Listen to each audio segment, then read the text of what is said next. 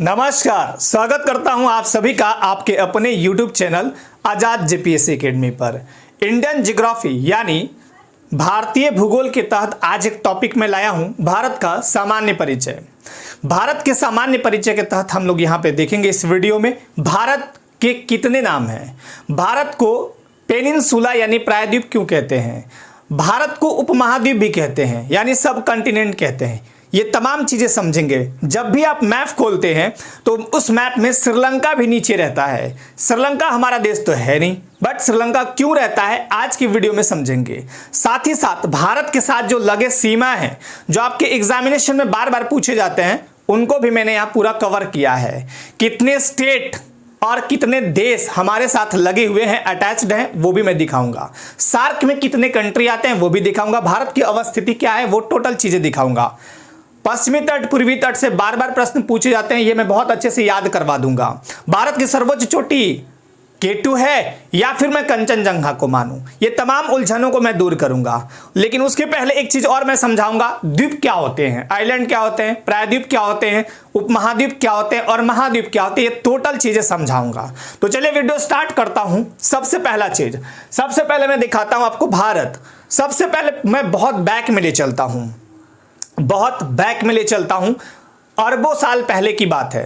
ये भारत और ये जितने भी देश हैं ये नहीं हुआ करते थे। संपूर्ण जो पृथ्वी था वो एक भूखंड के रूप में था और उसको बोलते थे पैंजिया। लेकिन आप कहेंगे कि सर स्थलीय भाग तो था, जलीय भाग का नाम क्या था? तो जी हाँ, जलीय भाग का नाम था पैंथालासा। तो याद रखिएगा, मैं थोड़ा थोड़ा समझाते चलता हूं, आप लोग बोर्ड पे ध्यानपूर्वक देखिएगा। ये एक पृथ्वी मान लीजिए, ये एक ग्लोब है, इसमें पृथ्वी टोटल है। एकमात्र ग्रह जिस पर जीवन है, जिसे हम नीला ग्रह भी कहते हैं। जल की अधिकता के कारण पृथ्वी को नीला ग्रह भी कहते हैं। हालांकि वो सब विश्व के भूगोल में पढ़ना है आपको। यहां पे देखिए, ये जो पार्ट है, सबसे पहले एक भूभाग हुआ करता था। इस संपूर्ण भूभाग का नाम था पैंजिया और यहाँ पे जो जलीय भाग था उसको बोलते थे पैंथालासा।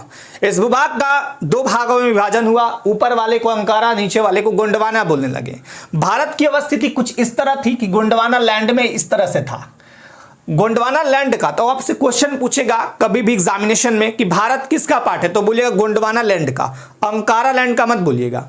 यहीं पे एक हुआ करता था ऊपर में, जो ऐसे ऐसे फोल्डेड दिखाया है मैंने, तेथिस सागर।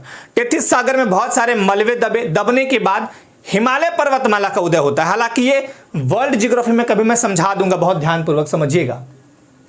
अभी आपने देखा होगा 71% भाग पर क्या है, 71% भाग पर आपका जल का विस्तार है और 29% भाग पर स्थल है।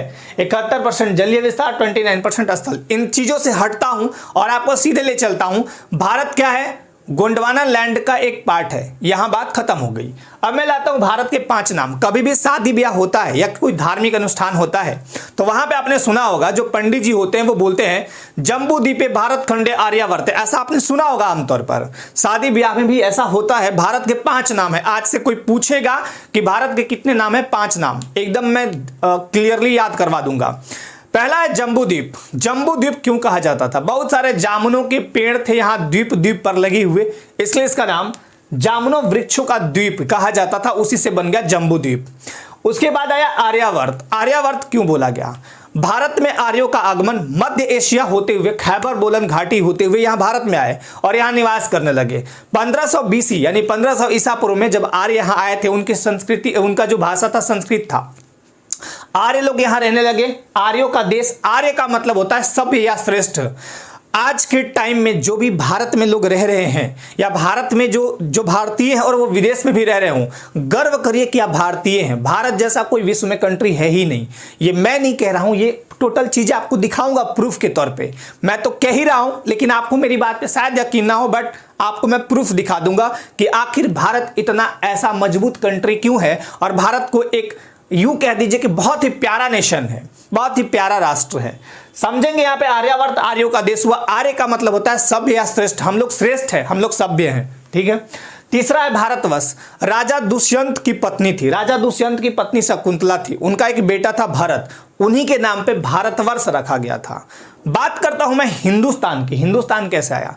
तो देखिए, पर्शियन लोग या यूं कहें ईरानी लोग जब यहाँ पे आए थे तो वो क्या किए, यहाँ पे एक बहुत बढ़िया नदी था सिंधु, सिंधु सिंधु, तो सिंधु के वासी तो हिंदू, सिंधु स को ह कहते थे, उच्चारण में थोड़ा दिक्कत होता था। जैसे कुछ लोगों को देखिएगा ऐसे हकलाते हैं तो वो लोग बोलने में उच्चारण में दिक्कत उनको होता था, वो स को आमतौर पे ह कहते थे, हाँ, तो सिंधु हिंदू उसी से बन गया हिंदुस्तान। अब आज के टाइम फिर इंडिया कैसे बोला जाता है, देखिए ग्रीक भाषा के इंडोस से जन्म लिया एक वर्ड आपका यूडे, ग्रीक भाषा से इंडोस आया और इंडोस से बन गया यूडे। यूडे कैसे बना, फ्रांसीसी प्रभाव था, यहाँ पे बहुत सारे लोग आए थे, पुर्तगाली थे, अंग्रेज थे, डच थे, फ्रांसीसी थे, सारे लोग यहाँ पे आए थे भारत में। अब यहाँ पे क्या हो गया, उसी के कारण अंग्रेज इसको यूडे यूडे कहने लगे। जब यूडे कहने लगे उसी यूडे को फिर इंडे कहने लगे, परिवर्तित, जैसे अपभ्रंश होता है ना किसी चीज का, तो इंडे, इंडे के बाद बन गया इंडिया, इंडिया को ही हम भारत कहते हैं। भारतीय संविधान का आर्टिकल 1 में आपने देखा होगा, पढ़ा होगा, इंडिया दैट इज भारत, मैंने क्या बोला, India that is Bharat shall be union of the state. तो शुक्र मनाइए कि आप भारत जैसे विशाल लोकतांत्रिक देश में रहते हैं। यहां पे अब समझाता हूं आपको भारत को उपमहाद्वीप क्यों कहते हैं, बहुत ध्यानपूर्वक समझिएगा, मैप पे देखिएगा और बहुत ध्यानपूर्वक इस बात को समझिएगा। इंडिया को हम सब कॉन्टिनेंट क्यों कहते हैं, लेकिन उसके पहले मैं समझाता हूं कि द्वीप क्या होता है, प्रायद्वीप क्या होता है, उपमहाद्वीप क्या होता है और महाद्वीप क्या होता है, ये चार चीजें समझाता हूं। यहां ध्यानपूर्वक देखिएगा बोर्ड पे। अब मैं यहां पे समझाता हूं बोर्ड पे, एक जगह में लेता हूं कोई गैप वाला, यहां पे इस जगह पे, राइट, यहां पे देखिए, अगर कोई भी जलीय क्षेत्र है, ये जलीय क्षेत्र है, सपोज ये जलीय क्षेत्र है, इस जलीय क्षेत्र के कोई भी बीच में स्थलीय पार्ट हो, बीच में या कहीं भी हो सकता है, यहां भी हो सकता है, यहां भी हो सकता है, कहीं भी, मतलब जिस स्थलीय पार्ट के, जिस स्थलीय भूभाग के चारों तरफ जल हो उसे हम आइलैंड यानी द्वीप कहते हैं। और मैं आपको दिखा देता हूं 572 छोटे बड़े द्वीपों को मिलाकर, आइलैंड को मिलाकर एक बड़ा भूभाग बना जिसको हम कहते हैं अंडमान निकोबार द्वीप समूह। समूह का मतलब होता है कलेक्शंस, मतलब बहुत सारे, तो अंडमान निकोबार द्वीप समूह ये बन गया, 572 छोटे बड़े द्वीप इसमें शामिल है। तो द्वीप यानी चारों तरफ जल ही जल है, ठीक। दूसरा समझाता हूं, प्रायद्वीप किसे कहते हैं, ये तो हो गया आइलैंड। अब प्रायद्वीप यानी पेनिनसुला किसे कहते हैं, वैसा स्थलीय आकृति जिसके तीन तरफ जल हो उसे हम प्रायद्वीप कहते हैं। जैसे भारत की स्थिति मैं यहां दिखा देता हूं, जैसे मान लीजिए ये जलीय पार्ट है, ये जलीय पार्ट है, अब यहां पे ऐसा कोई पार्ट बना हो, ऐसे हो सकता है, ऐसे बना हो, तो देखिए जल इधर भी है, इधर भी है, इधर भी है, लेकिन ऊपर में जल नहीं है, तीन पार्ट। अब यहां पे दिखाता हूं आपको, भारत को प्रायद्वीप कहा जाता है।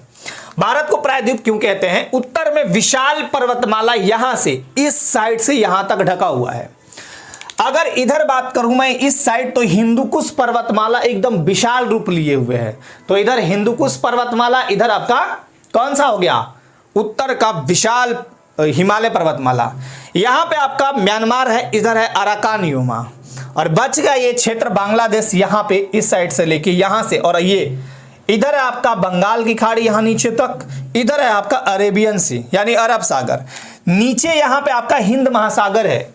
अब मैं फिर से पॉइंट पे वापस आता हूं और आपको बताता हूं, दुनिया में एकमात्र ऐसा देश भारत है जिसके नाम पर किसी भी सागर यानी महासागर का नाम रखा गया है। क्या मैंने बोला कि दुनिया में एकमात्र देश भारत है जिसके नाम पर महासागर का नाम रखा गया है, हिंद महासागर। हिंद किसे कहा जाता था, इंडिया को।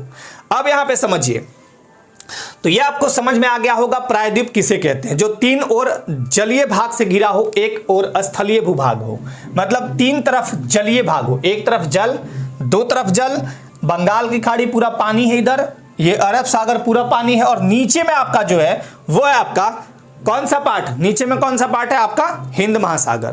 तो ये तमाम बातें आपको समझ में आ रही होंगी। प्रायद्वीप किसे कहते हैं और द्वीप किसे कहते हैं, उपमहाद्वीप किसे कहते हैं। अब आता है उपमहाद्वीप की बारी, फिर आगे महाद्वीप की बारी। उपमहाद्वीप यानी सब कॉन्टिनेंट किसे कहते हैं, देखिए समझिएगा। जैसे सबसे पहले बता देता हूं कॉन्टिनेंट क्या होते हैं। कॉन्टिनेंट मतलब महादेश, बहुत सारे देश मिलके बना देंगे महादेश, जैसे एशिया महादेश, बहुत सारे देश है, 50 लगभग कंट्री है उसमें। अब यहां पे समझाता हूं आपको कि सब कॉन्टिनेंट होते क्या हैं। सब कॉन्टिनेंट और कॉन्टिनेंट में फर्क है। कॉन्टिनेंट में क्या होगा कि अलग अलग देश का अलग अलग सभ्यता, संस्कृति, रहन सहन सब कुछ अलग अलग होगा। जैसे रूस में अलग है तो उधर आप अफगानिस्तान में अलग है, फिर आपका म्यांमार में अलग है, सब कुछ अलग अलग है, लेकिन और इनका विभाजन कहीं ना कहीं नहीं हुआ है, मतलब एक तरह से जुड़े हुए हों। इनको बोलते हैं हम कंटिनेंट यानी महाद्वीप। उपमहाद्वीप समझ लीजिए पहले क्या होता है। देखिए उपमहाद्वीप कहीं ना कहीं आपका कटा रहेगा, आपका एक तरह से देखा जाए कि कोई ना कोई भौतिक मतलब कोई ना कोई प्राकृतिक चीज उसे काट रहा होगा। तो भारतीय उपमहाद्वीप क्यों कहते हैं पहले समझिए। यहां से आपका ये समुद्री पार्ट है, ये है अरबियन सी और इधर है बंगाल की खाड़ी। यहां से इस जगह से यहां तक आपका एक बहुत बड़ा पर्वत श्रृंखला है जिसे बोलते हैं हिंदू कुश पर्वत श्रृंखला। यहां से लेके यहां तक क्या है, हिंदू कुश पर्वत श्रृंखला है। और इधर से आपका यहां से लेके इस जगह से जहां ये गया ज्वाइंट हुआ यहां, और यहां से यहां तक आपका हिमालय पर्वतमाला है। हिमालय पर्वतमाला और फिर यहाँ हिंदू कुश पर्वतमाला, ये दोनों एक जगह ज्वाइंट होते हैं। जब कोई भी दो चीज ज्वाइंट होगा, जैसे मान लीजिए यहाँ से ऐसे मेरा हाथ है और ऐसे ज्वाइंट हुआ तो कुछ इस तरह से उठ जाएगा, तो उठा हुआ भाग को हम बोलते हैं पामीर का पठार। यहाँ पे हालांकि वो चाइना में है पामीर का पठार। पामीर का पठार को बोलते हैं दुनिया की छत, है ना, दुनिया की छत बोलते हैं। पामीर ग्रंथि या पामीर के पठार को क्या बोलते हैं, दुनिया का छत, दुनिया का छत बोला गया है। अब यहाँ पे इस जगह पे यहाँ से लेके इधर तक आपका अराकान योमा पर्वत श्रृंखला है। अराकान योमा पर्वत श्रृंखला यहाँ से यहाँ तक है। अब बताइए इस साइड आपका पर्वत, इस साइड पूरा पर्वत, इस साइड पूरा पर्वत, नीचे जलिए नीचे जलिए। अब बचा क्या, अब इस जगह पे एक चीज और याद रखिएगा कि जो ये हिंदू कुश पर्वत श्रृंखला है, इस साइड यहाँ पे आपका पाकिस्तान पड़ता है और यहाँ बीच में आपका अफगानिस्तान पड़ता है। फिर इधर हालांकि अफगानिस्तान ऊपर है, अफगानिस्तान कट जाता है हिंदू कुश से। इधर आपका है यहाँ पे जो ये हिमालय पर्वतमाला, तो चाइना ऊपर कट गया, तो चाइना कट गया। इधर है म्यांमार, अराकान योमा काट दिया, म्यांमार अलग कर दिया। ठीक, जलीय भाग में देखें यहाँ ऐसे विस्तार है, श्रीलंका अलग कटा हुआ है। अब इन्हीं क्षेत्र में जो आते हैं उनको क्या बोला गया है, उपमहाद्वीप, यानी महाद्वीप का ही एक पार्ट है सब कंटिनेंट यानी उपमहाद्वीप। इनका रहन सहन, भाषा, बोल चाल लगभग मिलता जुलता होगा। जैसे पाकिस्तान में यहाँ पे सब कुछ मिलता है, और एक यहाँ पे धर्म चलता है सनातन धर्म, यानी सभी धर्मों का हम सब समान रूप से आदर करते हैं। धर्म को बाद में बांटा गया तो सनातन धर्म। अब यहाँ पे देखिए, अब इसमें आते कौन कौन है भारतीय उपमहाद्वीप में, रट लीजिएगा 5 कंट्री आते हैं बहुत बढ़िया से। पहला तो भारत आएगा। अब भारतीय उपमहाद्वीप क्यों बोलते हैं, पाकिस्तान उपमहाद्वीप क्यों नहीं बोल देते हैं, नेपाल उपमहाद्वीप क्यों नहीं बोल देते हैं। पहले समझाता हूं कि इसमें कौन कौन आता है। भारत आ गया, पाकिस्तान आ गया, अफगानिस्तान आएगा नहीं आएगा, चाइना आएगा नहीं आएगा, क्यों कट गया, वो चाइना ऊपर चला गया। बाउंड्री लाइन ये क्या कर दिया, हिमालय पर्वतमाला एक बाउंड्री मार दिया, चाइना उधर रहो, हिंदू कुश बाउंड्री मार दिया, चलो भाई पाकिस्तान के उधर जितने कंट्री उधर रहो, और यहां बाउंड्री मार दिया, अराकान योमा म्यांमार को अलग कर दिया।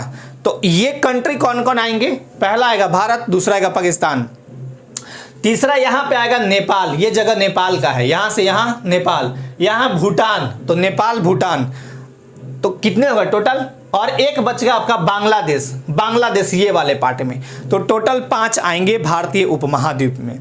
अब श्रीलंका नहीं आएगा, क्यों नहीं आएगा, क्योंकि श्रीलंका समुद्र से बिल्कुल कटा हुआ उधर है, हमारे क्षेत्र से बिल्कुल समुद्र से कट के उधर है। अब ये 5 जो देश हैं वो भारतीय उपमहाद्वीप में आएंगे। इतनी बातें समझ में आ गई होगी। तो भारतीय उपमहाद्वीप में आने वाले जो देश हैं ये, इनका देखिएगा रहन सहन, बोल चाल, भाषा एक जैसा है। अब सवाल ये उठता है कि बांग्लादेश को उपमहाद्वीप क्यों नहीं कहा गया, बांग्लादेश सब कंटिनेंट क्यों नहीं कहा गया, भूटान। यहां देखिए सबसे बड़ा का कौन सा है, भारत, सबसे बड़ा कौन सा है, भारत, भारत के नाम पे इसको रख दिया गया भारतीय उपमहाद्वीप, क्योंकि सबसे ज्यादा प्रधानता तो यही है, सबसे ज्यादा सनातन धर्म के लोग यहीं रहते हैं, तो इस आधार पे इसका विभाजन कर दिया गया। यहाँ की सभ्यता संस्कृति सब देश का लगभग मिलता जुलता है, ऐसा नहीं कि एकदम मिलेगा, लेकिन कुछ कुछ मिलता जुलता है यहाँ के लोगों का रहन सहन। तो ये समझ में आ गया भारतीय उपमहाद्वीप। महाद्वीप किसे कहते हैं, बहुत सारे भूखंड मिलकर एक बड़े क्षेत्र का निर्माण करेंगे, और उनका फिर भौतिक प्राकृतिक रूप से जब विभाजन होगा किसी न किसी चीज से, जैसे कोई जल संधि जैसे कोई ये काट देगा, पर्वतमाला काटेगा या कुछ काटेगा, तो हमारे यहाँ कितने महाद्वीप हैं, 7 कंटिनेंट हैं। अब 7 कंटिनेंट कौन कौन है आपको पता है, एशिया, अफ्रीका, यूरोप, उत्तरी अमेरिका, दक्षिणी अमेरिका, ऑस्ट्रेलिया, है ना, अंटार्कटिका, ये है। अब आते हैं इस भारत देश में, अब जी चूंकि भारत देश हमें सामान्य परिचय में भारत देश पढ़ना है, तो इस भारत देश में 28 राज्य और 8 यूनियन टेरिटरी हैं। 28 राज्य हैं और 8 यूनियन टेरिटरी। अब कहिएगा सर 29वां राज्य हमने बुक में पढ़ा 31 अक्टूबर 2019 को। 31 अक्टूबर डेट क्यों चुना गया था? सरदार वल्लभ भाई पटेल से संबंधित 31 अक्टूबर। तो सरदार वल्लभ भाई पटेल देशी रियासतों को एक में मिलाए थे। लौह पुरुष उनको यूं ही नहीं कहा गया आयरन मैन, हालांकि वो सब बातें बाद में करेंगे। तो 28 राज्य, 29वां राज्य तेलंगाना, लेकिन अब ये विलय हुआ 31 अक्टूबर 2019 को। जम्मू कश्मीर और लद्दाख 2 यूनियन टेरिटरी मतलब केंद्र शासित प्रदेश या संघ शासित प्रदेश बन गए। इसलिए क्या हुआ कि यहाँ पे दोनों कट गए, मतलब कहने का मतलब कि ये भारत में एक राज्य कम हो गया, बच गया 28 और 8 यूनियन टेरिटरी हैं। ठीक, इतनी बातें समझ में आ गई होगी। आपसे एक क्वेश्चन पूछा जा सकता है कि 25वां राज्य कौन है? गोवा बोल दीजिएगा। भारत का सबसे छोटा राज्य भी है क्षेत्रफल में गोवा। गोवा बना था 30 मई 1987 को। 26वां राज्य 6 से 26 तो 6 से छत्तीसगढ़ बना कब था? 1 नवंबर 2000 ईस्वी को। 27वां बोलिएगा उत्तराखंड है। ऊ लिखते हैं आप इस तरह से, ऊ इस तरह से लिखते हैं ना, ऊ। तो ऊ मतलब इसको चुपचाप ऐसे कर सकते हैं, 9 बन जाता है। ये 9 नवंबर 2000 ईस्वी को बना था 27वां राज्य। 28वां राज्य झारखंड बना था। अब यहाँ के जो धरती आबा हैं बिरसा मुंडा, उनको ध्यान में रखते हुए डेट चुना गया था कि यहाँ 15 नवंबर को 2000 ईस्वी को ये झारखंड भारत का 28वां राज्य बना। अब 29वां कौन बना था? तो 2 जून 2014 को तेलंगाना बना था। लेकिन वर्तमान टाइम में जब ये यूनियन टेरिटरी बन गए दोनों, ये जम्मू कश्मीर और लद्दाख बंट के, तो ये फिर ये बन गया टोटल 28 राज्य। अभी वर्तमान टाइम में 28 राज्य और 8 यूनियन टेरिटरी हैं। अब भारत यूं ही मैं नहीं बोल रहा था कि इतना प्यारा राष्ट्र है। अब देखिए एक लोकतांत्रिक राष्ट्र है, एक लोकतांत्रिक नहीं, एक विशाल लोकतांत्रिक राष्ट्र है। आप सभी जानते हैं कि जनसंख्या के मामले में हमारा जो कंट्री है वो दूसरे नंबर पे आता है। कौन से नंबर पे आता है? दूसरे नंबर पे। पहला कौन? चाइना, और दूसरा हमारे यहाँ पॉपुलेशन है।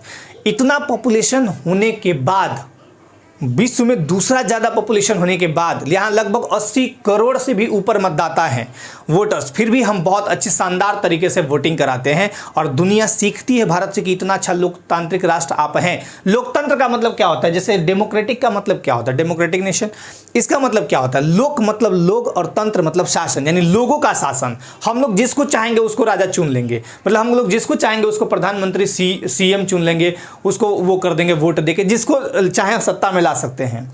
तो जनता का शासन है। शासन जनता नहीं करती, करवाती है, लेकिन एक्चुअली हम चुन के अपने प्रतिनिधि को लाते हैं।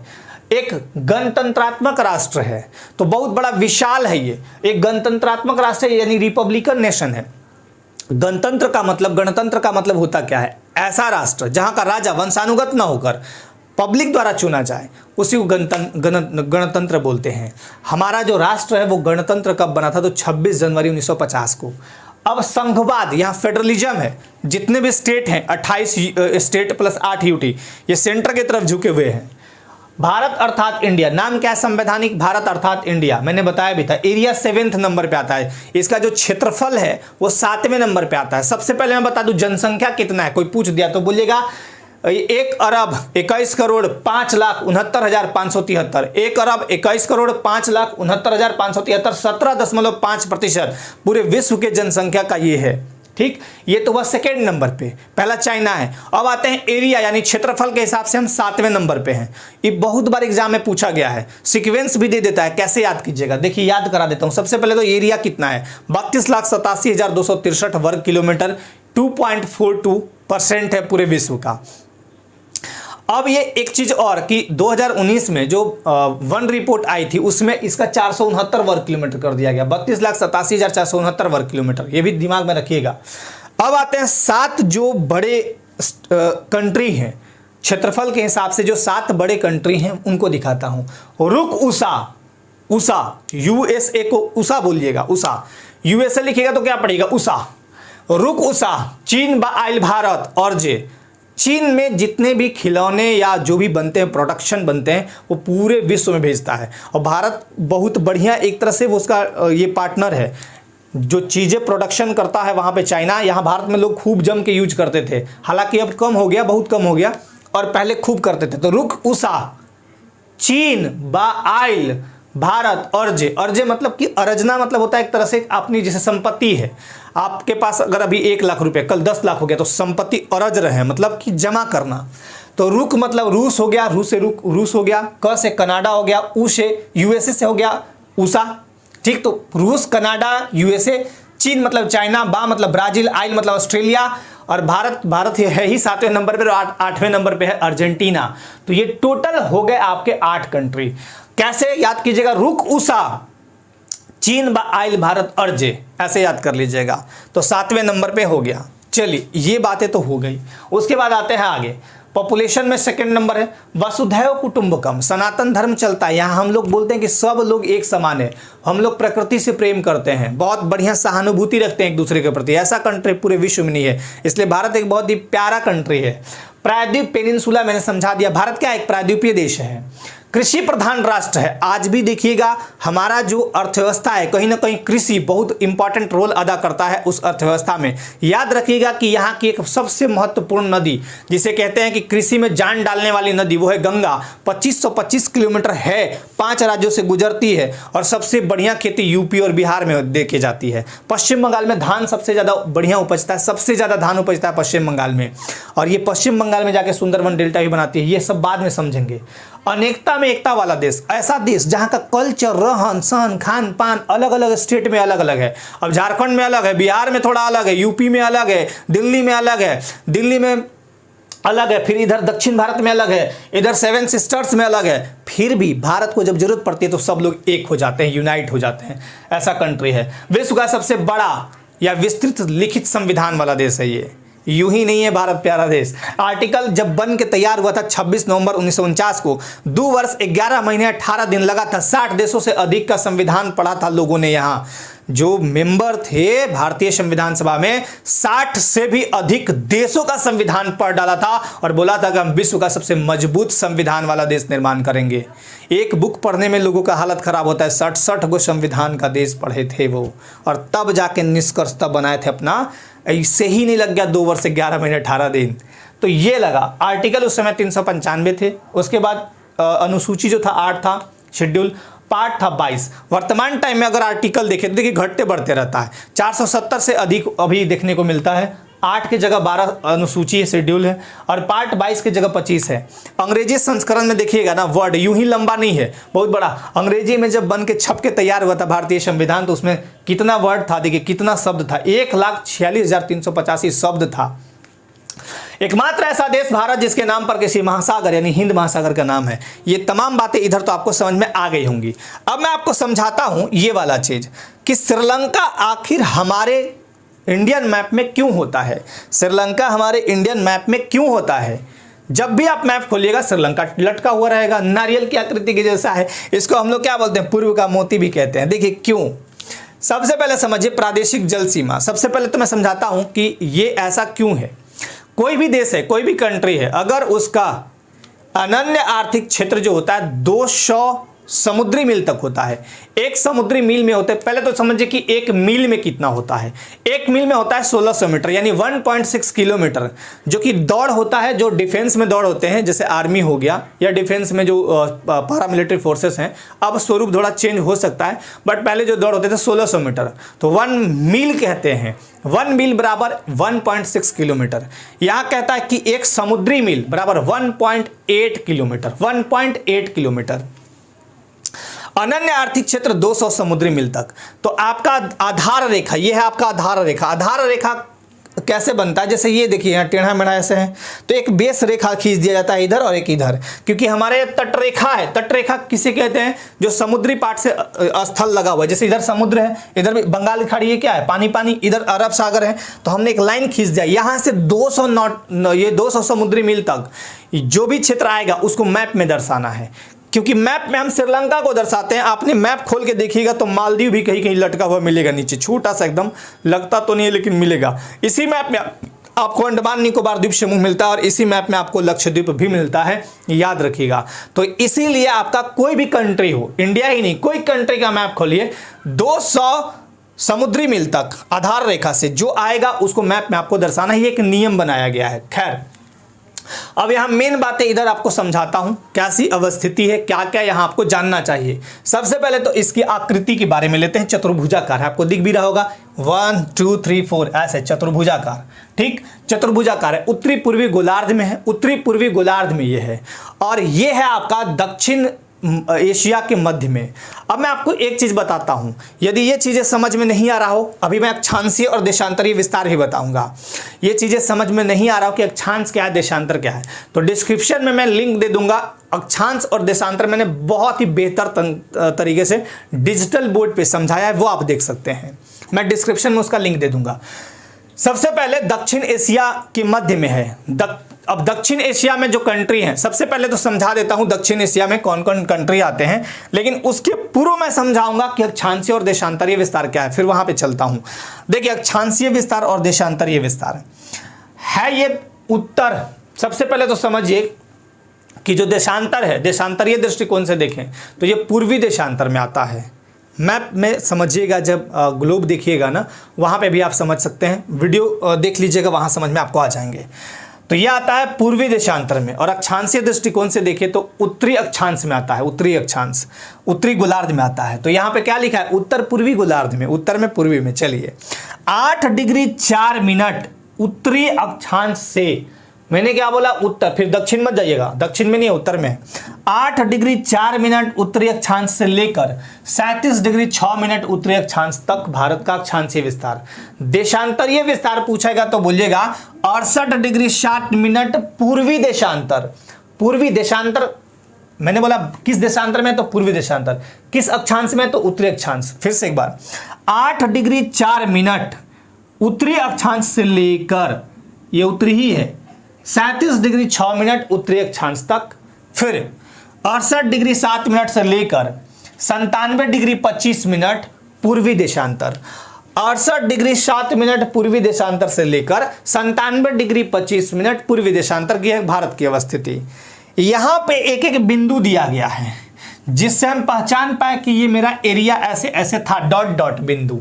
तो हम पूछेंगे कि अब मैप के हिसाब से अगर आप देखिएगा, मैप के जब हिसाब से देखिएगा तो यहाँ देखिए, इस जगह पे ये है आपका नॉर्थ, ये है आपका साउथ, ये है ईस्ट और ये है वेस्ट।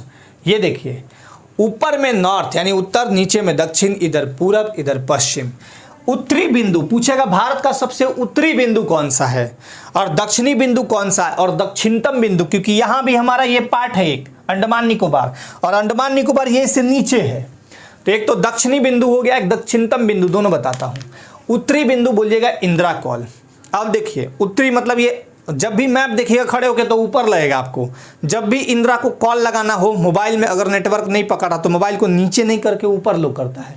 मूवी में देखिएगा, मोबाइल में ऐसे टावर पकड़ा रहा है, ऐसे नेटवर्क पकड़ाते हैं। तो उत्तर में इंदिरा को कॉल करना है आपको। उत्तर में क्या हो गया, इंदिरा को कॉल करने के लिए ये उठा लिए, इंदिरा कॉल उत्तरी पॉइंट हो गया। दक्षिण में क्या हो गया, कन्याकुमारी, ये तमिलनाडु में कन्याकुमारी, दक्षिणी बिंदु कन्याकुमारी। पूर्वी बिंदु किबिथु, यह अरुणाचल प्रदेश में है, पूर्वी बिंदु किबिथु। और ये कहाँ है, इंदिरा कॉल जम्मू कश्मीर में। ये कहाँ है, जम्मू कश्मीर में। ये है किबिथु यानी अरुणाचल प्रदेश में है। पूर्वी बिंदु कौन सा है, किबिथु। पश्चिमी बिंदु कौन सा है, गौर माता या गुहार मोता भी कहते हैं, गौर मोता, गुहार मोता या गौरमोता भी कहते हैं। ये कहाँ है, गुजरात में। एक बार फिर से, पूर्वी बिंदु इंदिरा कॉल, पश्चिमी बिंदु माफ कीजिएगा, उत्तरी बिंदु इंदिरा कॉल, दक्षिणी बिंदु कन्याकुमारी, पूर्वी बिंदु किबिथु और पश्चिमी बिंदु गौर माता। लेकिन एक आता है कि दक्षिणतम बिंदु, दक्षिणतम मतलब उससे नीचे हो ही नहीं सकता है। ये तो 8 डिग्री 4 मिनट पर था, 8 डिग्री 4 मिनट पर, ये 6 डिग्री 4 मिनट पर नीचे है। और ये है आपका ग्रेट निकोबार में। ये कौन सा जगह है, तो ये है आपका केप कोमरिन या इंदिरा पॉइंट, जिसे हम पिग्मेलियन पॉइंट भी कहते हैं। यह आपका इंदिरा पॉइंट। अब कहिएगा सर इंदिरा दो जगह आ गया, एक जगह पॉइंट आया और एक जगह कॉल। तो याद रखिएगा, कॉल जब भी लगाइएगा ऊपर उठाइएगा, ऊपर वाले को कॉल, नीचे वाले को पॉइंट। तो ये आपका ये हो गया। इतनी बातें आपको समझ में आ गई। अब मैं आपको बात कर देता हूं कि दक्षिण एशिया में कौन कौन कंट्री आते हैं, वहां पे ले चलता हूं। सबसे पहले ये समझिए कि भारत एक विशाल लोकतांत्रिक देश तो है ही विशाल, इसका भू आकृति भी बहुत शानदार तरीके का है। और भारत इतना शानदार देश है कि मैं आपको बता देता हूं कि इसमें अटैक करने के पहले लोग लाखों बार सोचते हैं। यहां पे कैसे, उत्तर में इतना जबरदस्त पर्वत है ये वाला हिमालय पर्वतमाला। इसका औसतन ऊंचाई 6000 मीटर है। 6000 मीटर। मैं आपको बता दूं कि मेरी जो हाइट होगी लगभग 1 मीटर, लगभग 1-1.5 मीटर हो ही जाएगा। और सोचिए 6000 मीटर कितना ऊपर होगा। उतना ऊपर चढ़ के कोई कंट्री आएगा ये अटैक करने? नहीं आएगा। अराकान इधर, इसकी भी हाइट खूब है। इधर हिंदुकुश पर्वत श्रेणी, इधर से भी नहीं आएगा। जल में तैर के जाइएगा युद्ध करने भारत से। इधर अरब सागर, इधर हिंद महासागर, इधर बंगाल की खाड़ी, कैसे जाइएगा? तो ये बहुत सेफ प्लेस है, मतलब सेफ कंट्री है इस मामले में भी। अब मैं आपको दिखाता हूं कि यहाँ कितने कितने देश इससे अटैच्ड हैं। देखिए, इससे कुल 7 देश स्थलीय अटैच हैं, यानी स्थल पाट वाले, और 2 जलीय देश अटैच हैं। जलीय देश में एक श्रीलंका अटैच है, इससे मतलब सीमा बनाता है। और दूसरा इधर है आपका मालदीव, इस साइड लेफ्ट साइड मालदीव यहाँ पे। तो 2 जलीय देश हो गए। और स्थलीय में 7 कौन कौन है समझिए। इधर है पाकिस्तान, यहाँ पे अफगानिस्तान, यहाँ पे चाइना, ऊपर चाइना, इसके बाद यहाँ नेपाल, भूटान, म्यांमार, बांग्लादेश, जोड़ लीजिए 7 हो जाएगा। पाकिस्तान, अफगानिस्तान 2, चाइना 3, नेपाल 4, भूटान 5, म्यांमार 6 और ये बांग्लादेश 7। अब यहाँ पे क्वेश्चन क्या बनेगा कि 7 ये कंट्री जो है वो स्थलीय सीमा साझा करते हैं और 2 जलीय। अब मैं आता हूं उस पॉइंट पे दक्षिण एशिया में। दक्षिण एशिया यानी सार्क। अब मैं दक्षिण क्षेत्रीय एशियाई सहयोग संगठन, इसके बारे में बात कर लेता हूं। भारत दक्षेश का एक बहुत बढ़िया सदस्य है। अब दक्षेश का सदस्य, दक्षेश में आता कौन है? आएंगे सब यही बगल वाले, बस 2 को हटा देना है। 2 बहुत जो लड़ाई झगड़ा वाले उनको भारत दूर करता है कि हमको लड़ाई झगड़ा नहीं करना है। पहला चाइना, लड़ने में सबसे एक्सपर्ट, दूर रहो, तो चाइना हटा दिए। टोटल कंट्री कितने हुए? 9 ये हो गए, 7 + 2 और 1 भारत 10। 10 में 2 हटा दीजिए तो बचे 8। सार्क में 8 कंट्री है। 8 दिसंबर 1985 को सार्क का स्थापना हुआ था, south Asian association for regional cooperation, दक्षिण क्षेत्रीय एशियाई सहयोग संगठन। इसका मुख्यालय काठमांडू नेपाल में है। अब ये जो बच गए कंट्री 8, वो कौन है? तो 2 को हटा दीजिए। पहला चाइना, लड़ाई झगड़ा नहीं, दूर रहो, हमको नहीं रखना है इसमें। और दूसरा बोला म्यांमार, ये मार झगड़ा करेगा, हटो दूर। तो 2 हटा दिया, बचे 8। 8 कौन? एक पहला भारत, दूसरा पाकिस्तान, तीसरा अफगानिस्तान, चौथा नेपाल, 5वां भूटान, 6ठा बांग्लादेश, 7वां श्रीलंका और 8वां मालदीव। ये है सार्क के कंट्री। अब यहां पे क्वेश्चन क्या पूछा जाएगा आपसे? पहला पूछेगा कि बताइए कौन ऐसा देश है जो सबसे ज्यादा स्थलीय सीमा भारत के साथ लगाता है? बोलिएगा बांग्लादेश, 4096.7 किलोमीटर। सबसे कम कौन लगाता है? अफगानिस्तान, 106 किलोमीटर। चलिए, रेड यहां पे है 3323 किलोमीटर, पाकिस्तान लगाता है अपना सीमा रेखा यहां पे। फिर आपका चाइना कितना? 3488 किलोमीटर सीमा लगाता है भारत के साथ। 1751 किलोमीटर सीमा है नेपाल का भारत के साथ, और 699 किलोमीटर है आपका भूटान के साथ। उसके बाद है आपका म्यांमार का 1643 किलोमीटर, और बांग्लादेश का तो मैंने बता ही दिया। इन सबको जब जोड़िएगा स्थलीय पार्ट को तो लगभग आएगा आपका कुल स्थलीय सीमा 15106.7 किलोमीटर। अब जलीय सीमा, जल सीमा जो है यहाँ से यहाँ दूरी इसका कितना लिया गया है? तो 7516.6 किलोमीटर। तो टोटल जोड़िएगा तो 22623.3 किलोमीटर आएगा। इतना है आपका सीमा। हमारा ये जो बॉर्डर है टोटल चारों तरफ मिला के कितना है? 22623.3 किलोमीटर। कुल देश मैंने बताया 7 अटैच्ड है, स्थलीय और 2 जलीय। अब कितने स्टेट इससे लगे हुए हैं? तो देखिए 16 राज्य हैं। पहले 17 था, अब तो राज्य हट गया, जम्मू कश्मीर, तो एक 16 बच गया। और 2 यूनियन टेरिटरी लगते हैं। कौन कौन? एक लद्दाख लगता है, देखिए चाइना से लद्दाख लगेगा, और जम्मू कश्मीर भी, और जम्मू कश्मीर इधर पीओके से, और ये माफ कीजिएगा अफगानिस्तान और पाकिस्तान से लगता है। इतनी बातें समझ में आ गई होगी। चलिए अब आते हैं यहाँ पे, टोटल चीज यहाँ पे दिखाता हूँ, बीच वाला चीज, जो बीच वाला बच गया। इतना तो बात समझ में आ गया कि बाहर बाहर कौन है। अब आता है रेखा की बात करते हैं। रेड क्लिफ रेखा, देखिए रेड क्लिफ कैसे याद रखिएगा। रेड क्लिफ रेखा भारत पाकिस्तान, भारत और पाकिस्तान का जब विभाजन हुआ तब से कान कपार फूटा फूटी दोनों में होते रहता है। जब सर फूटेगा तो लहू बहेगा। लहू को क्या बोलते हैं? लहू को क्या बोलते हैं? रक्त बोलते हैं। तो लहू जब बहेगा तो लहू का रंग कैसा होगा? रेड। रेड कहाँ? सर फूटेगा तो रेड लहू निकलेगा। और क्लिप जो होता है ना, बाल में ही लगाते हैं, तो रेड क्लिफ रेखा किसके बीच है? भारत पाकिस्तान। कान कपार फूटा फूटी करते रहता है। इसका निर्धारण 1947 में किसने किया था? किसने इसका निर्धारण किया कि चलो भाई यहाँ से यहाँ रेड क्लिफ रेखा है? किसने किया था? तो सर सिरिल रेड क्लिफ। कैसे याद रखिएगा? एक ऑप्शन में देगा Coril Radcliffe, sir Coril Radcliffe. Option में बहुत लोग गलती करते हैं। तो सर फूटेगा, sir Cyril, Cyril sir Cyril, Cyril Cyril से याद रखिएगा, सर दोनों जगह कॉमन है, सिरिल से याद रखिएगा। सर फूटेगा तो रेड होगा, लाल होगा। तो बस वही बात है यहाँ पे। अब यहाँ से यहाँ जो मैकमोहन रेखा है भारत चीन के बीच है, मैकमोहन रेखा। चलो भाई एक लाइन खींच देते हैं, तुम उधर रहो तुम इधर रहो।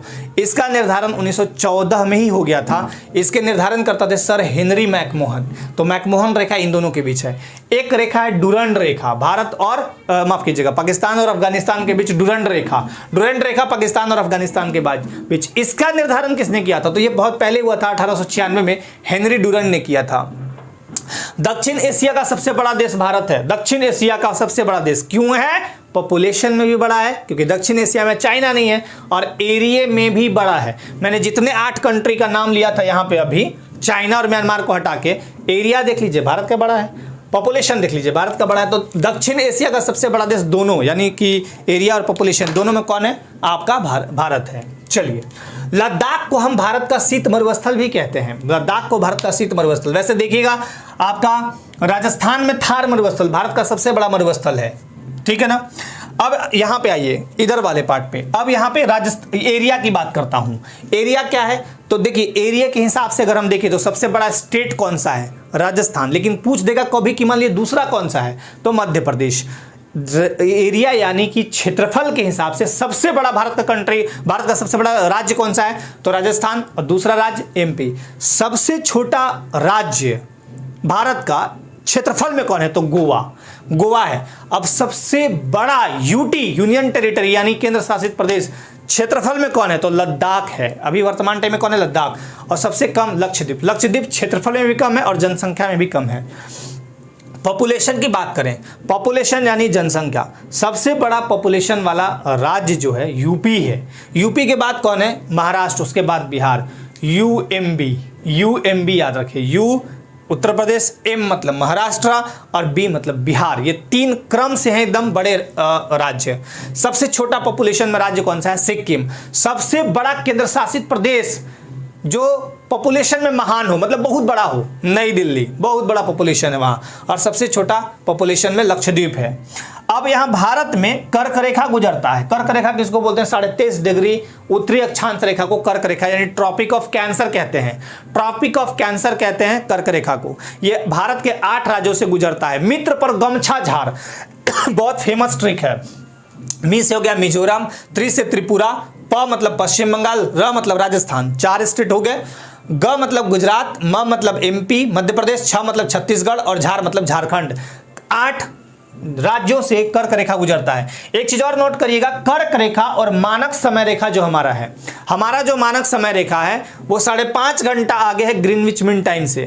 और ये कितने डिग्री पर पूर्वी देशांतर पर स्थित है? तो 82.5 डिग्री पूर्वी देशांतर पर स्थित है। हमारा भारत का मानक समय जो है इलाहाबाद के नैनी से होकर गुजरता है और ये 5 स्टेट को क्रॉस करता है। भारत में 5 स्टेट को क्रॉस करता है इस तरह से मानक समय रेखा। कौन कौन? तो यू, देखिए बरसात होगा तो कहिएगा यू छाता में आओ। यू मतलब तुम छाता में आओ। देखिए यू छाता में आओ याद रखिएगा। यू मतलब यूपी, एक तो यूपी, छाता मतलब छत्तीसगढ़, में मतलब मध्य प्रदेश, आ मतलब आंध्र प्रदेश, ओ मतलब उड़ीसा। ये 5 स्टेट से गुजरता है। यू छाता में आओ। अब एक चीज याद रखिएगा, मानक समय रेखा और कर्क रेखा जिस स्थान पे मिलते हैं वो कौन सा स्टेट है? पूछा गया एग्जाम में क्वेश्चन, छत्तीसगढ़। तो छत्तीसगढ़ में मानक समय रेखा और ये वाला दोनों मैच करता है।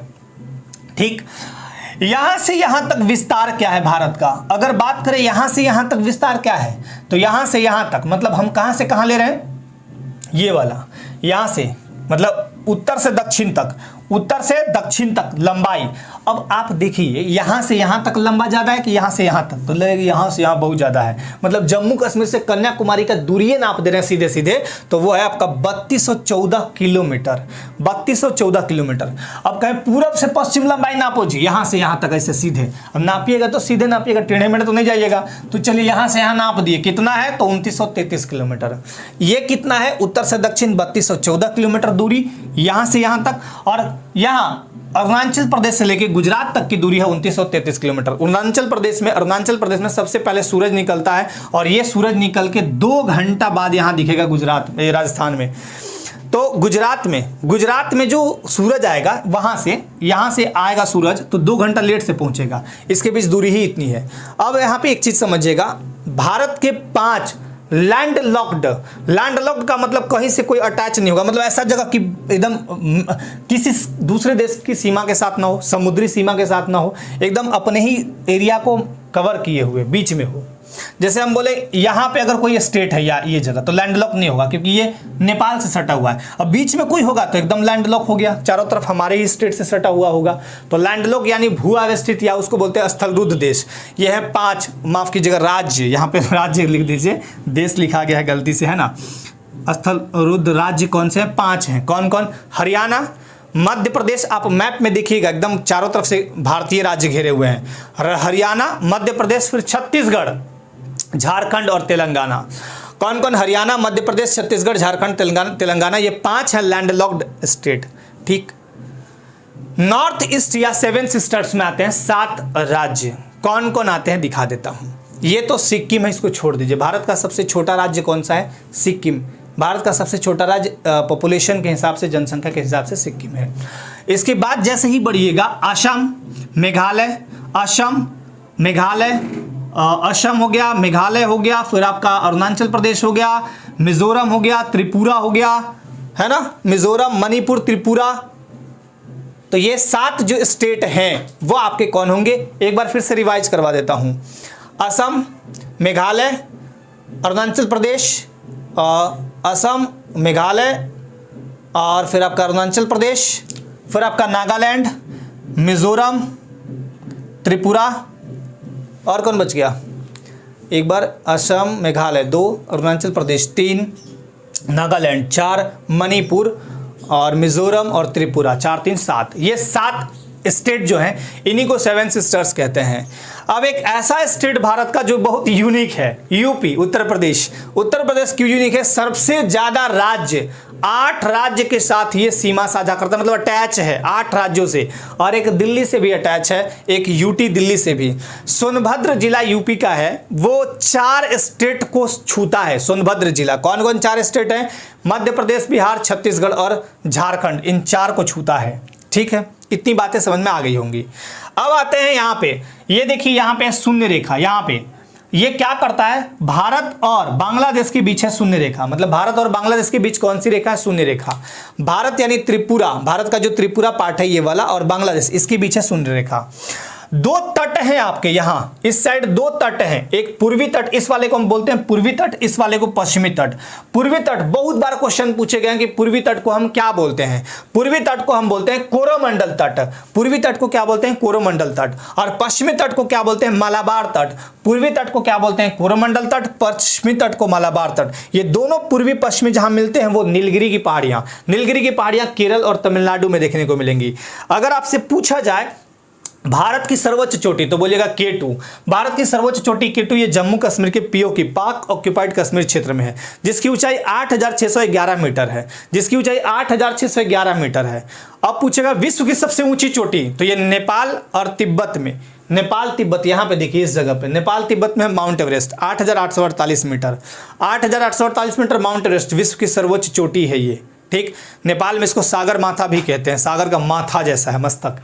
लेकिन एक सवाल और आता है, यहां पे आपका कंचनजंगा, सिक्किम में है आपका कंचनजंगा, ये देखिए ये। अब बताइए कि एक गाय है जिसको आपका भाई लेके लड़ाई कर रहा हो, वो भाई जब भी कोई आपका घर गेस्ट आए तो बोलिएगा देखिए मेरी गैया है, आपका भाई डंडा लेके खड़ा हो जा रहा है कि तुम्हारी कैसी है, तो आप किसी को दिखाइएगा तो आप खुद में शर्मिंदगी महसूस कीजिएगा, ये तो अपना नहीं है। लेकिन कोई एक ऐसा गाय जो बिल्कुल आपके क्षेत्र में आपका अधिकार में हो तो वो एकदम अपना हुआ। अब समझिएगा मैं क्या समझाना चाह रहा हूं। K2 जो है वो भारत पाकिस्तान लड़ते रहता है, मतलब पाकिस्तान लड़ता है, भारत नहीं लड़ता है। K2 हमारा है जिसको बोलते हैं गार्डविन अस्टेन।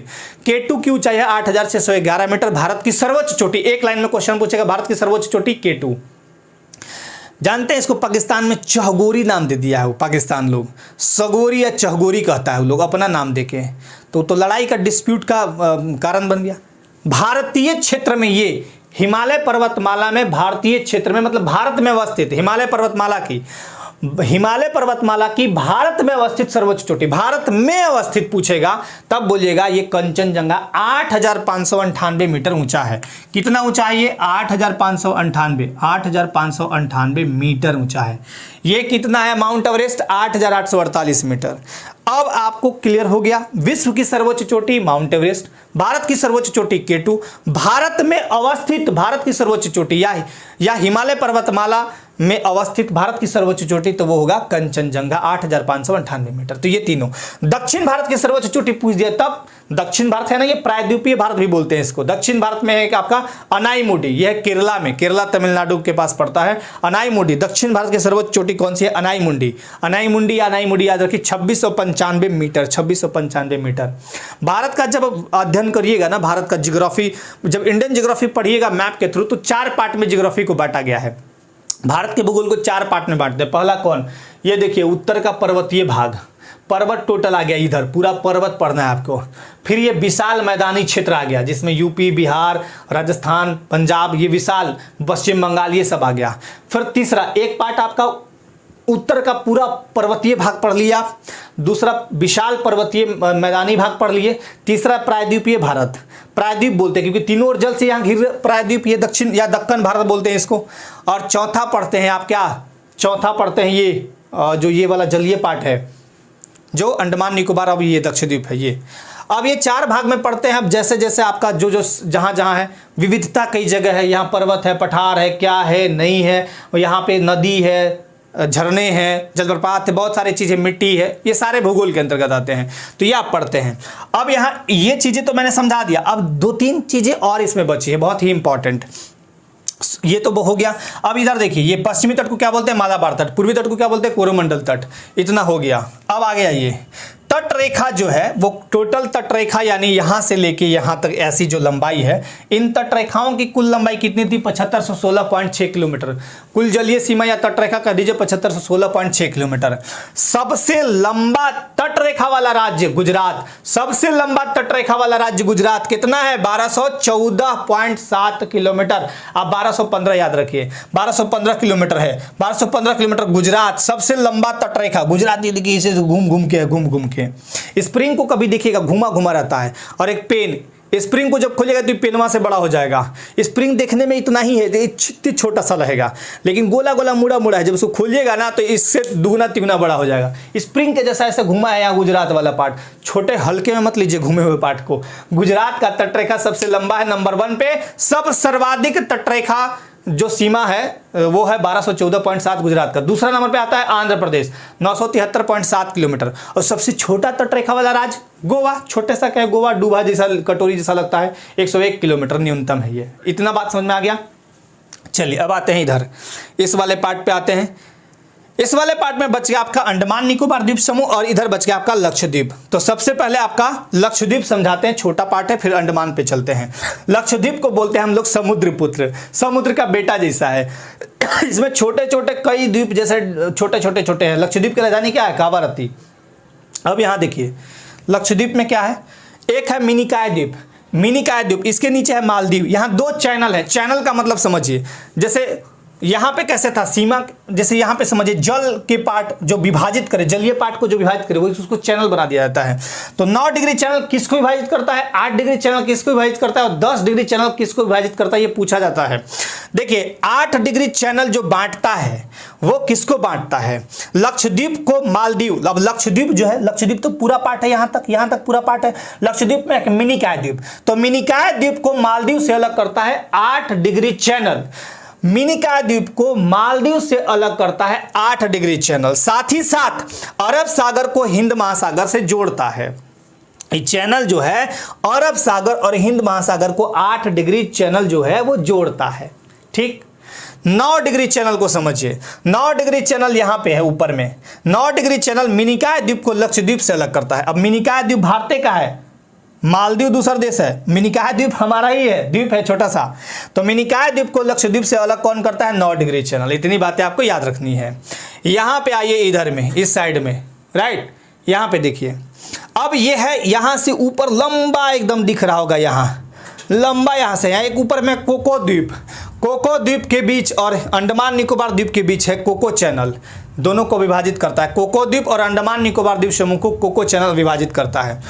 अंडमान निकोबार द्वीप समूह में 572 छोटे बड़े द्वीप मिले हुए हैं, तो अब नाम पड़ा अंडमान निकोबार द्वीप समूह। देखिए अंडमान निकोबार द्वीप समूह का सबसे जो सर्वोच्च चोटी है वह है सैडल पीक। कौन सा है? Saddle peak.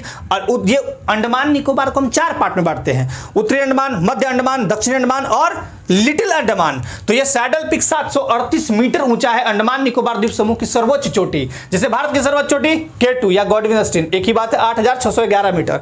ये सैडल पीक 738 मीटर उत्तरी अंडमान में है।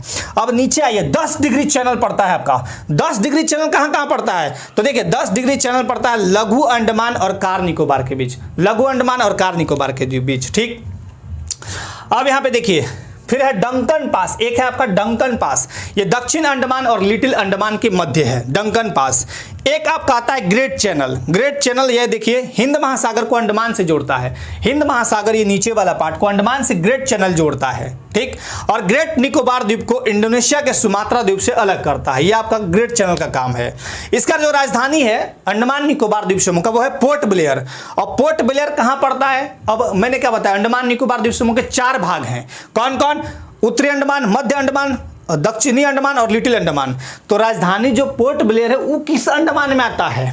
तो वो आता है दक्षिणी अंडमान में। यहाँ एक प्रसिद्ध सेल्यूलर जेल है। एक चीज और, यहाँ पे जो है ये जो चेन्नई वाला पार्ट है यानी तमिलनाडु वाला पार्ट है, तो चेन्नई जो है वहां समुद्र तल का औसत मापन होता है। समुद्र तल से हम कितना ऊपर उठे हैं तो वो माप लिया जाता है एक्चुअली कहां से? जैसे बोलिएगा ना घड़ी में टाइम देखिए कितना बज रहा है, इतना बज रहा है। कैसे जानते कि इतना बज रहा है? तो हम बोलेंगे कि हम सर 82.5 डिग्री पूर्वी देशांतर से लिए, इलाहाबाद का नैनी में इतना हो रहा है, वहां से मिला लिए। वहां से कैसे मिला लीजिएगा? रेडियो में बोला सर मिला लिए, रेडियो में कैसे बोला? वहां से। इलाहाबाद का नहीं कैसे जान रहा? तो GMT से लिए 5.5 घंटा हम लोग आ गए। ठीक है, बात समझ में आ गई, अच्छी बात है। तो हम लोग जो समुद्र तल का औसत मापन लेते हैं चेन्नई से लेते हैं। चेन्नई है तमिलनाडु में। यहाँ एक है बीच, मरीना बीच, खूब जम के लोग यहाँ जाता है घूमने। 13 किलोमीटर ये लंबा बीच है, 13 किलोमीटर लंबा। विश्व का दूसरा सबसे लंबा बीच है मरीना बीच। कहाँ है? चेन्नई में, ये याद रखिएगा। अब एक चीज और छूट गया, ये जो पूर्व का मोती था, झलकता हुआ मोती, ये छूट रहा था। नारियल की आकृति के जैसा है श्रीलंका देश। श्रीलंका देश के बीच जो है पाक जल संधि है। क्या है? पाक जल संधि। ये सीमा हमारा बनाता है पाक जलडमरू मध्य। इसके बीच का जो सीमा है वो पाक जलडमरू मध्य, मतलब पाक जलडमरू मध्य इन दोनों को अलग करता है ना। पाक जल संधि के साथ ही जुड़ा हुआ है। जल संधि मतलब इस संधि के तहत हम लोग जुड़े हुए हैं, और पाक जलडमरू मध्य इन दोनों के बीच की सीमा है। जैसे यूं समझिए, मैकमोहन रेखा क्या है? भारत चाइना के बीच सीमा है। ये रेड क्लिफ रेखा क्या है? एक सीमा है। उसी तरह हमारा सीमा श्रीलंका और भारत के बीच सीमा क्या है? पाक जलडमरू मध्य। तो ये टोटल चीजें आपको याद रखनी है। मैंने इस वीडियो के माध्यम से भारत का लगभग चीज बताने का प्रयास किया है। 2 चीजों के लिए मैं क्षमा प्रार्थी हूं। पहला ये जो मैंने रेखा चित्र बनाया है भारत का, अगर ये टेढ़ा मेढ़ा बना हो तो उसके लिए क्षमा प्रार्थी हूं। और अगर फिर भी कोई कंटेंट छूटा हो तो आपके कमेंट सादर आमंत्रित है। इस बीच में, इस वीडियो को बनाने के बीच में कभी भी किसी को बुरा लगा हो किसी बात को लेके, तो उसके लिए भी क्षमा प्रार्थी हूं। आप सब इस वीडियो को बहुत अच्छे से देखिएगा। आपके एग्जामिनेशन के दृष्टिकोण से ये वीडियो बनाए गए हैं और बहुत ही उपयोगी है आपके आने वाले सभी एग्जाम्स के लिए, चाहे वो स्टेट PSC हो या आप राज्य स्तरीय कोई भी एग्जाम दे रहे हो, जैसे SSC हो, क्लर्क का हो, लेखापाल का हो, पुलिस का हो, दरोगा का हो, टेट का हो, फिर आपका जेटेट का हो, जेटेट का हो, सीटेट का हो। सीटेट में भी क्वेश्चन पूछ दिया जाता है, इस तरह से एक आध क्वेश्चन पूछा जाता है। या आपका कोई भी एग्जाम हो, सब एग्जाम में ये कॉमन है। बहुत बेहतरीन तरीके से आप पढ़िएगा, समझिएगा, और फिर भी आपको कोई त्रुटि लगे तो आपके कमेंट सादर आमंत्रित है। मिलते हैं नेक्स्ट वीडियो में नेक्स्ट क्लास के साथ। तब तक के लिए आप सबको बहुत बहुत धन्यवाद। आप सब अपने लाइफ में स्वस्थ रहिए, मस्त रहिए, व्यस्त रहिए, हमेशा मुस्कुराते रहिए।